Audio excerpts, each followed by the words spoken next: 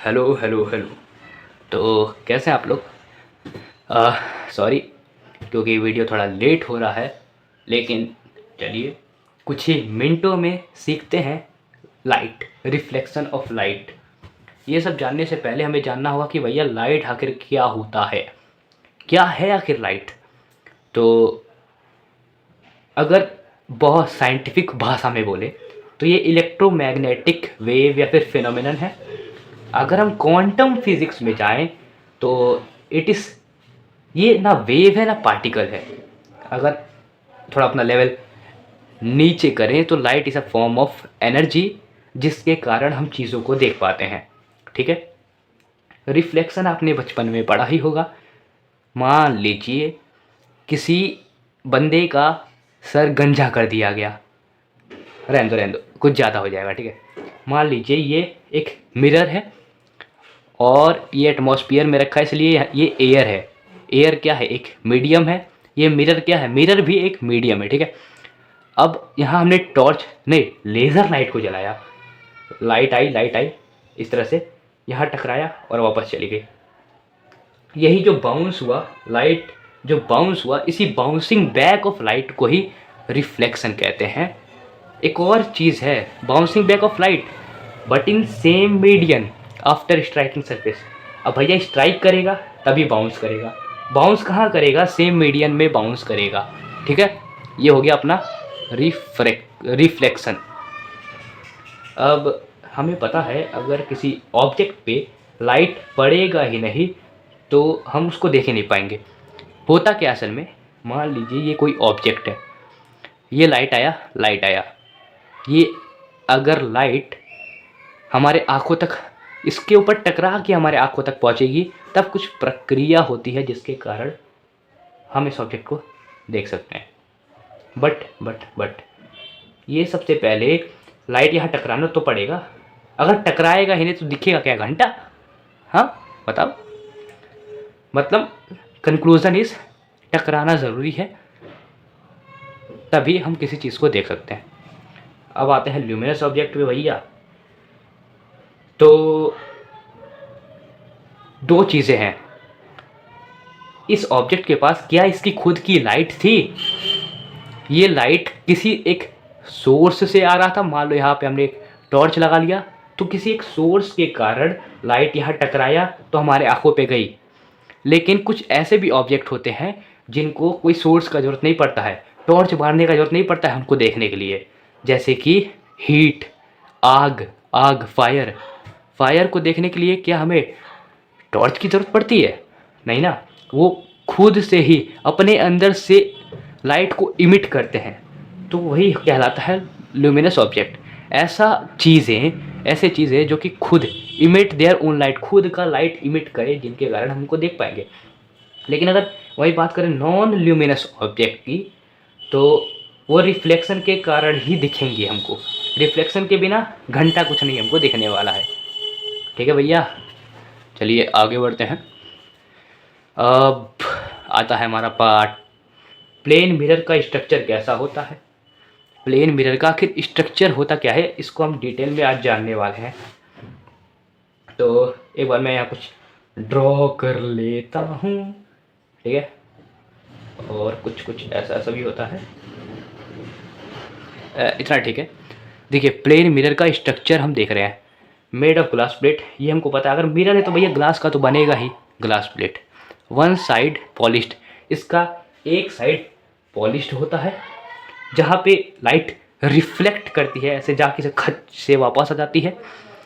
Back side silvered, यहाँ पे एक सिल्वर का ऐसे लेयर होता है, सिल्वर का एक लेयर होता है। सिल्वर का लेयर क्यों? सिल्वर आसानी से उसको से बाउंस कर सके। और कोटेड, आपने मिरर को अगर कहीं तोड़ा होगा अपने घर पे, डांट तो पड़ा होगा बहुत, लेकिन अगर आपने तोड़कर उसको देखा होगा तो आपको उसके पीछे कुछ ग्रे ग्रे दिख रहा होगा, ग्रे ग्रे या फिर ब्लू ब्लू। वो कोटेड, कोटिंग इसी को कह रहे हैं हम, कोटेड। वो क्यों होता है? ताकि मतलब इसके ऊपर कुछ प्रभाव ना पड़े, ये सेफ रहे, प्रोटेक्ट करता है मिरर को, ठीक है। इसके ही वजह से यही चीज़ है, यही बंदा है वो जो आपके सुंदरता को आपको दिखा पाता है, समझ गए। कि आखिर मिरर कैसे बना है। भाई नेचर को समझो, ठीक है। Light reflect mainly from the silvered surface, और जो लाइट होता है ये जो सिल्वर्ड सरफेस है ना, वहाँ पे टकरा के ही वापस आता है, ठीक है। मतलब कि फंडा ये है कि सिल्वर सरफेस पे टकराया, लाइट वापस आ गया, तभी रिफ्लेक्ट हुआ। अब टाइप ऑफ रिफ्लेक्शन देख लेते हैं। रेगुलर रिफ्लेक्शन क्या होता है? देखिए हमने क्या क्या पढ़ा। Reflection, bouncing back of light, luminous object जो कि खुद से लाइट को इमिट करते हैं, नॉन ल्यूमिनस जिनके पास लाइट होता ही नहीं है, घंटा लाइट नहीं होता है हम लोग के पास। प्लेन मिरर, ग्लास, अगर मिरर है तो ग्लास का बनेगा ही, पॉलिश तो होगा ही, ऐसे थोड़ी ना हो जाएगा। सिल्वर कोटेड होता है, क्यों? सिल्वर भी होता है, एल्यूमिनियम भी होता है, ठीक है। एल्यूमिनियम भी कहीं कहीं होता है। और कोटेड क्यों होता है? ग्रे ग्रे कलर का आपने देखा होगा, वो इसलिए होता है ताकि ये चीज़ प्रोटेक्टेड रहे। लाइट मेनली रिफ्लेक्ट होता है सिल्वर सरफेस से। अब आते हैं रिफ्लेक्शन पे। रिफ्लेक्शन देखिए दो प्रकार का रिफ्लेक्शन होता है, एक होता है रेगुलर रिफ्लेक्शन और एक होता है इर्रेगुलर रिफ्लेक्शन। अभी एक इर्रेगुलर को हम एक और शब्द से डोनेट कर सकते हैं, अभी आगे देखते हैं। Regular reflection occurs on smooth surface. जैसे ये भैया हमारे पास प्लेन मिरर है तो उसी के ऊपर ये रेगुलर रिफ्लेक्शन होगा। प्लेन सरफेस जहाँ बट आ गया प्लेन, रेगुलर रिफ्लेक्शन भैया यहाँ रेगुलर रिफ्लेक्शन होगा। आंख बंद करके regular reflection. Reflected rays remain parallel. ये देखिए जो मान लीजिए कहाँ लिखूँ भाई, मान लीजिए ये लाइट का रे आ रहा है, ये इस पर टकराया, तो ये जो लाइट का रे टकराता है, ये जो रे है इसको कहते हैं इंसिडेंस रे। और जो बाउंस कर जाता है, अभी हमने पढ़ा, इसको तो भैया रिफ्लेक्टेड रे कहते हैं। हाँ भैया, तो जो रिफ्लेक्टेड रे होता है वो एक दूसरे के पैरेलल होता है। देखिए यहाँ पे आप देखिए, ये लाइट आया और ये लाइट रिफ्लेक्ट कर दिया, लाइट आया, लाइट रिफ्लेक्ट कर दिया, लाइट आया, लाइट रिफ्लेक्ट कर दिया। तो आप यहाँ से ध्यान से देख पा रहे होगे, ये लाइन, ये लाइन, ये लाइन एक दूसरे के सब पैरेलल है। क्या है? पैरेलल। पैरेलल लाइन क्या होता है भैया? खच खच, ऐसे लाइन जो कि कभी एक दूसरे को इंटरसेक्ट ना करें, लेकिन पूरी ज़िंदगी एक साथ चलेंगे इन लोग। इसी वजह से एरो भी होता है और इन दोनों के बीच की दूरियां भी सेम होती है। मान लीजिए इन दोनों के बीच में दूरी इतनी है तो इतनी ही रहेगी, आगे चल के दूरी इतनी ही रहेगी, ऐसे फैल नहीं जाएंगे इन लोग, दूरी बढ़ने या फिर घटने नहीं वाली है। इसी को कहते हैं भैया पैरेलल लाइन। तो रिफ्लेक्टेड रेस रिमेन पैरेलल। और भैया यहाँ पे एक वर्ड लिखा हुआ है, image is clear, image is clear. अब भैया अच्छे से रिफ्लेक्ट होगा तो इमेज तो क्लियर होगा ही। अब यहाँ पे अगर आप ध्यान से देखोगे, ये लाइट सब एक स्पेसिफिक डायरेक्शन में जा रहे हैं, इसी वजह से हम इसको हम किसी स्पेसिफिक डायरेक्शन में ही देख सकते हैं। जैसे अगर आपने किसी प्लेन मिरर पे लेज़र को मारा, अगर आपका आँख यहाँ है तभी आप देख पाओगे। अगर ये इधर रिफ्लेक्ट कर रहा है और आप यहाँ से देखना चाहते हो तो आप नहीं देख पाओगे, क्योंकि ये स्पेसिफिक डायरेक्शन में जा रहा है। क्यों भैया? ये क्योंकि प्लेन मिरर है ना भैया, प्लेन मिरर है, इस वजह से, ठीक है।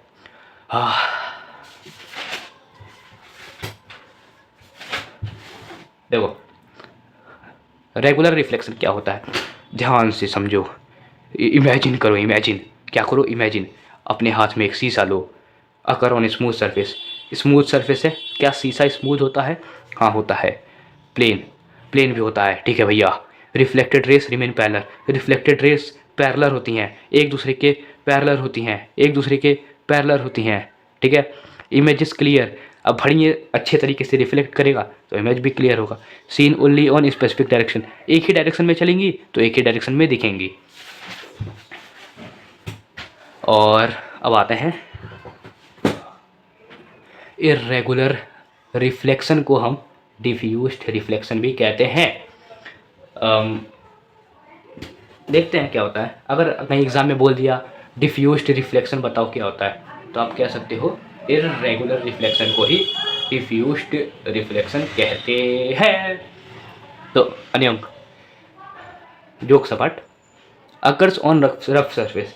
मान लीजिए ये एक रफ सरफेस है तो उसी पे काम करेगा। अब मैं कुछ आपको दिखाना चाहूँगा जिससे आपको अच्छी तरीके से समझ में आ जाएगा। ये मान लीजिए एक क्रिकेट का पिच है। क्या है? क्रिकेट का pitch.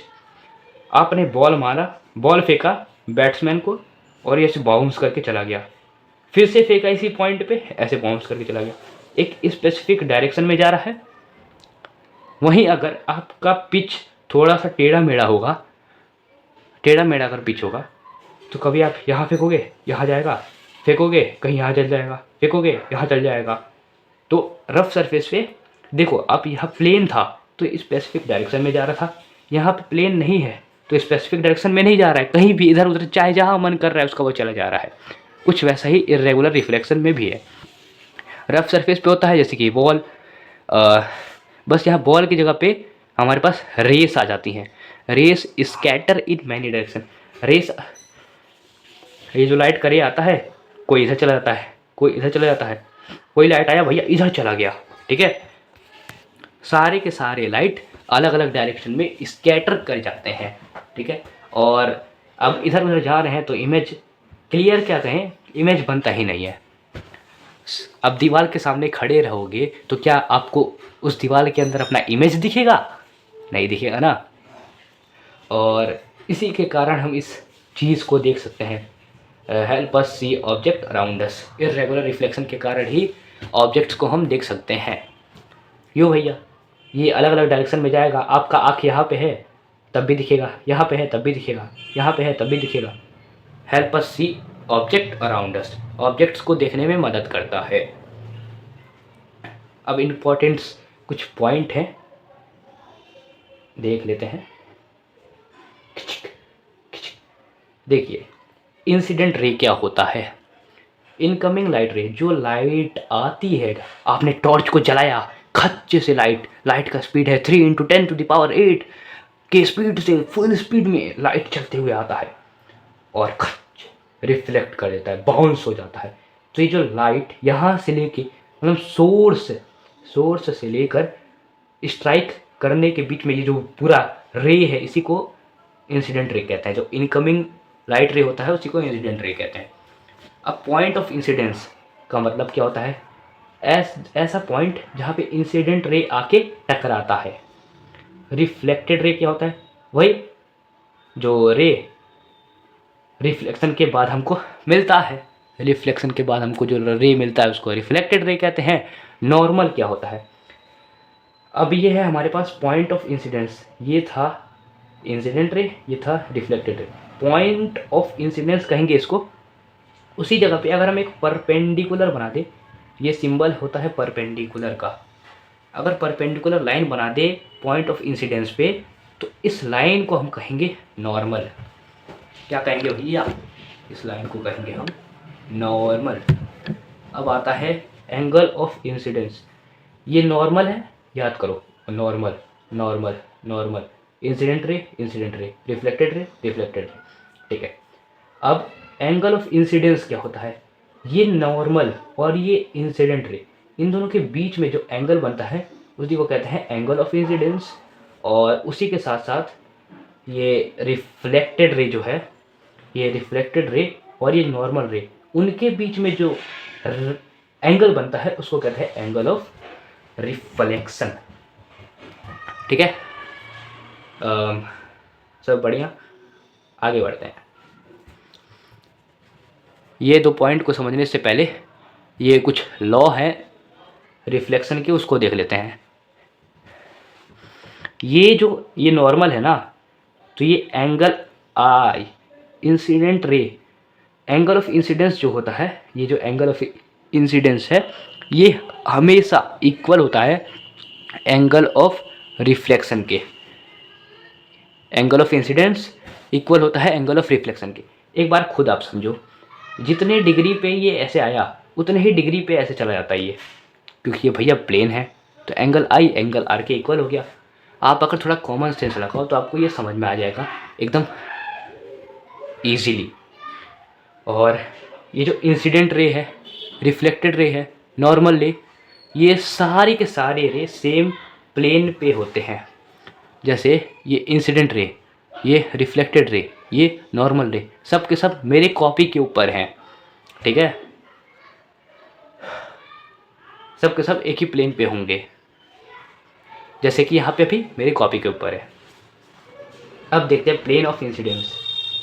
Plane of incidence, plane containing incidence ray, ऐसा प्लेन, ऐसा मीडियम जो कि कंटेन करता है इंसिडेंट रे को। जिस मीडियम में इंसिडेंट रे और नॉर्मल रे होता है उसको कहते हैं प्लेन ऑफ इंसिडेंस, और जिस प्लेन में, जिस मीडियम में रिफ्लेक्टेड रे और नॉर्मल रे होता है उसको कहते हैं प्लेन ऑफ रिफ्लेक्शन। वही कहते हैं ना, हाँ वही कहते हैं। एक और चीज़ है, मान लीजिए ये है, इसके एकदम सीधे परपेंडिकुलर अगर लाइट का रे आता है तो ऐसे परपेंडिकुलर ही वापस चला जाएगा। तो क्या कुछ डिग्री विग्री बना क्या? नहीं बना। इस वजह से angle of incidence will be always zero. Angle of incidence will be always zero. अब आते हैं फॉर्मेशन ऑफ इमेज। इमेज आखिर बनता कैसे है, इमेज कितने प्रकार के होते हैं, सब कुछ हम जानेंगे। चलिए, फॉर्मेशन ऑफ इमेज, याद रखना मैं प्लेन मिरर के बारे में बता रहा हूँ अभी, ठीक है, बाकी सारे मिरर को कंपेयर मत करने लग जाना, ठीक है। लाइट रेस रिफ्लेक्ट, एक सेकेंड रुको। Light rays reflect obeying law of reflection. जो लाइट के रेस होते हैं वो रिफ्लेक्ट करते हैं। क्यों रिफ्लेक्ट करते हैं भैया? क्योंकि वो लॉ ऑफ रिफ्लेक्शन को ओबे करते हैं, उनको मानते हैं। आप लोगों की तरह नहीं है जो रूल्स को नहीं मानते हैं, टीचर जो कहता है उसको नहीं मानते हैं। ये मानता है भैया, ये स्मार्ट बंदा है, ये मानता है। रिफ्लेक्टेड रे क्या होता है? Reflected ray appear to meet behind mirror.